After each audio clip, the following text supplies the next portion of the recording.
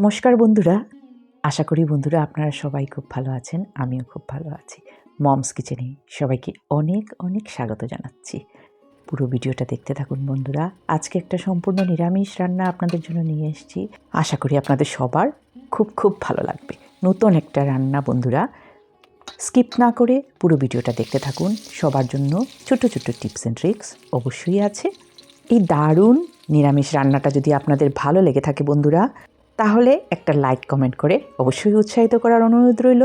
আর নতুন ভিউয়ার্সদের কাছে একান্ত অনুরোধ রইল চ্যানেলটাকে সাবস্ক্রাইব করে বেল আইকনটাকে ক্লিক করে দেওয়ার জন্য। আশা করি বন্ধুরা আপনাদের সবার খুব ভালো লাগবে। এই রান্নাটা খাওয়ার পর আপনারা মনে মনে একটু একটু হলেও আফসোস করবেন যে কেন যে আগে জানলাম না এই রেসিপিটা। সবাইকে অনেক অনেক ধন্যবাদ জানিয়ে রান্নাটা শুরু করছি। এখানে দেখুন বাঁধাকপি নিয়েছি। আমি শুধু হাফ বাঁধাকপি দিয়ে 2 জনের জন্য এই রেসিপিটা করে দেখাচ্ছি।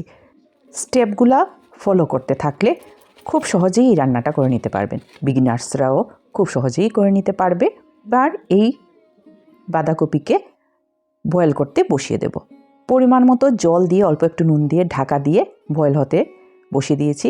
এখানে একটা আলু বড় সাইজের টুকরো টুকরো করে কেটে নিয়েছি আর কড়াইতে সর্ষের তেল গরম করতে বসিয়ে দিলাম। আলুগুলো এবার লাল লাল করে ভেজে তুলে নেব নুন হলুদ দিয়ে।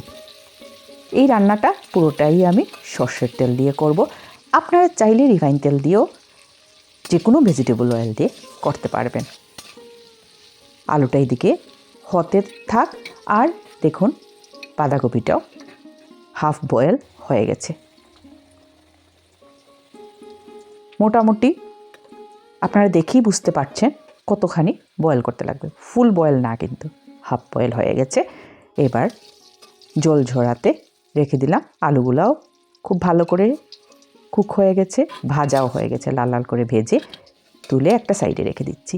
এই রান্নাটা খুব সহজ রান্না। এখানে দেখুন 1 কাপ বেসন নিয়েছি আর নুন হলুদ আর কালো জিরা দিয়ে অল্প একটুখানি জল দিলাম, অল্প একটুখানি লাল লঙ্কা গুঁড়া দিয়েছি। একদম মাখা মাখা একটা ব্যাটার করে নিচ্ছি। দেখুন একদম পাতলা না কিন্তু। কড়াইতে আর একটু সর্ষের তেল দিয়ে দিচ্ছি বাঁধাকপিগুলো ফ্রাই করার জন্য। বাঁধাকপির থেকে এক্সট্রা জলগুলা দেখুন নিংড়ে বের করে নিচ্ছি। এইখানে এই বাঁধাকপিগুলা বেসন দিয়ে কোট করে ফ্রাই করব। তেলটা আপনারা বুঝে দিবেন। ডিপ ফ্রাই হবে, কিন্তু যেহেতু ঘরোয়া রান্না আমি পুরো ডুবিয়ে কিন্তু বাঁধাকপি পিসগুলা ভাজবো না। যতটুকু প্রয়োজন ততটুকু তেল দিয়েছি। দেখুন এইভাবে খুব ভালো করে বেসন দিয়ে কোট করে নিচ্ছি। খুব ঘন করে কোট করতে লাগবে।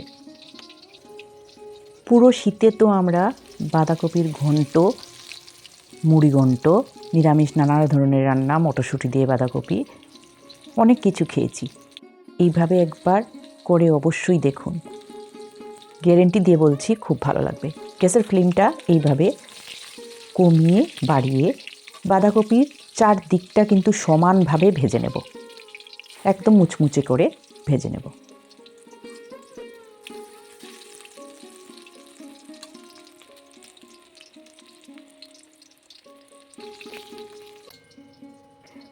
এখানে গোটা গরম মশলা নিয়েছি, একটু থেতো করে রেখে দেব, ফোড়নে লাগবে। খুব ভালো করে দেখুন 4 দিক হয়ে গেছে, নামিয়ে নিলাম। এইবার আরও 2 চামচ সর্ষের তেল দিয়ে দিয়েছি। তার মধ্যে গোটা জিরা সম্বাসী দিয়েছি। এবার হিং দিচ্ছি হাফ চামচের মতো, আর গোটা গরম মশলা থেতো করে দিয়ে দিয়েছি। 2টা তেজপাতা দিয়ে দিলাম। একটু নেড়ে চেড়ে 2টা টমেটো রাফলি কেটে দিয়ে দিয়েছি। স্বাদ মতো নুন দিলাম, হলুদ গুঁড়ো, কাশ্মীরি লাল লঙ্কা গুঁড়ো, জিরে গুঁড়ো, ধনে গুঁড়ো আর স্বাদ মতো চিনি। অল্প একটুখানি জল দিয়ে মশলাটা খুব ভালো করে কষে নেব। নিরামিষ রান্নাতে নুন চিনি একটু সামঞ্জস্য রেখে রান্না করলে তখন কিন্তু খুব ভালো হয় খেতে। ঝালটা আপনারা বুঝে দিবেন। যে যতখানি খান, আমরা একটু ঝাল কম খাই, তার জন্য কম ঝাল দিয়েছি। এবার ভেজে রাখা আলুটা দিয়ে খুব ভালো করে সাঁতলে নিচ্ছি। সবচেয়ে বড় কথা হলো ভালোবাসাটা খুব জরুরি রান্নার সময়। এখানে 1 কাপ ভরে জল দিয়ে দিয়েছি, ঝোলটা ফুটে উঠে গেছে। আপনারা দেখতেই পাচ্ছেন কত সহজে হয়ে যাচ্ছে এত সুন্দর রান্নাটা। কয়েকটা কাঁচা লঙ্কা ভেঙে দিয়ে দিলাম। এইবার ভেজে রাখা বাঁধাকপির টুকরোগুলা দিয়ে দিয়েছি। একটু একটু করে খুন্তির সাহায্যে নেড়ে দিয়েছি। উপর থেকে 1 চামচ ঘি দিয়ে দিলাম। দেখতেই পাচ্ছেন বন্ধুরা কত সহজে হয়ে গেছে। হাতের ভালোবাসা দিয়ে ধনে পাতাগুলো অল্প ছিটিয়ে দিলাম। যেহেতু এখন সিজনের শেষ সময় বাঁধাকপির, এইভাবে একবার রান্না করে খেয়ে দেখুন, ভালো লাগবে। গ্যাসের ফ্লেমটা অফ করে দিলাম। রেডি হয়ে গেছে দারুণ স্বাদের নিরামিষ বাঁধাকপির তরকারি। গরম গরম ভাতের সাথে সার্ভ করে দিলাম বন্ধুরা। আশা করি আপনাদের ভালো লাগবে। সবাই খুব খুব ভালো থাকবেন, সুস্থ থাকবেন। আজকের ভিডিওটা বন্ধুরা এই পর্যন্তই। আরেকটা খুব ভালো রান্না নিয়ে খুব তাড়াতাড়ি আপনাদের সাথে অবশ্যই দেখা হবে। আপনাদেরকে আবারও অনেক অনেক ধন্যবাদ জানিয়ে ভিডিওটা এইখানেই শেষ করছি। আর আবারও রিকোয়েস্ট করছি, ভালো লাগলে বন্ধুদের সাথে শেয়ার করে দেবেন। ধন্যবাদ সবাইকে।